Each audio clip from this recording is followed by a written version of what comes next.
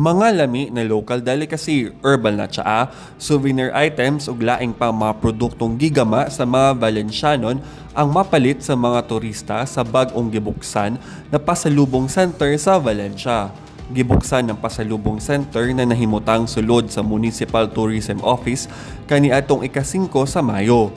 Matod ni Mayor Edgar Teves Jr. usani sa paagi sa lokal na kagamhanan aron matabangan ang mga producer sa Valencia na mahalin ng ilang mga produkto. So we're trying to showcase the different products in our municipality. Makita ninyo kung unsa ka creative ang mga Valencianon. We're trying to promote other products also.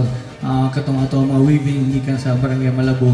I would always want local suppliers to have a place where they can go and they can, display their products.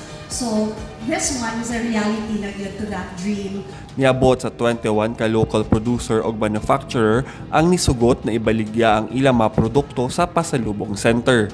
Matod ni Municipal Tourism Officer Des Tilos Jr., libre ang pag-display sa mga produkto sa pasalubong center ug ang halin idiretso og remit sa mga producer.